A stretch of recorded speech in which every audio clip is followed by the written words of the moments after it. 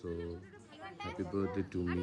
এটা সেলিব্রেশন হয়েছিল আমার মামা বাড়িতে। ওটা হচ্ছে আমার মাসির ছেলে প্রীতম। তো আমি ভাবতে পারিনি এরকম একটা বড় সারপ্রাইজ পাবো। তো সবাইকে থ্যাংক ইউ সো মাচ আমার জন্য এত বড় কিছু অর্গানাইজ করার জন্য। তো it was very special day for me. Okay, আর ওই দেখো পেছনে তো এইসব চলছিল। তো এইভাবে আমি বার্থডে সেলিব্রেশন করলাম। তো সবাইকে অসংখ্য ধন্যবাদ।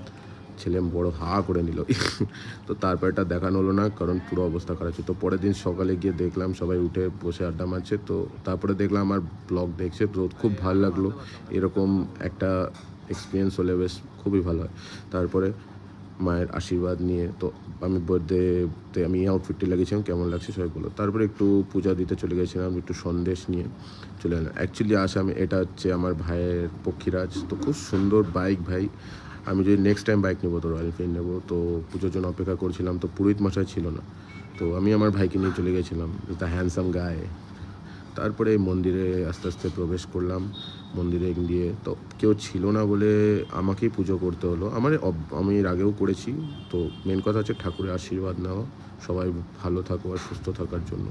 তারপরে আমি আমার ভাইকে নিয়ে চলে গেলাম। তো জোড়াইয়ের সাইডেই একটা ফরেস্ট আছে, তো সেখানে কিছু আড্ডাবাজি আর ফটোশ্যুট করার জন্য। তো খুব ভালো লাগলো। তো আমার আউটফিটটা কেমন লাগছে সবাই একটু বলো।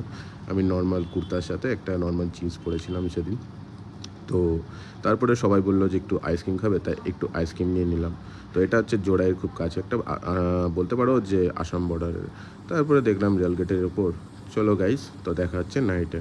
তো নাইটে আমি আমার ভাই চলে গেছিলাম একটা বারে। তো থোড়া একটু সেলিব্রেশন করে তারপরে দিয়ে চলে গেলাম। তারপরে দেখা হচ্ছে আমার বাড়িতে। তো এইভাবেই আমার বার্থডে কাটলো। তারপর আমার বোন আমাকে একটু সারপ্রাইজ দিল, cake, chocolate. Thanks to my family and guys please like, comment and subscribe. চলো ভালো থেকো সবাই।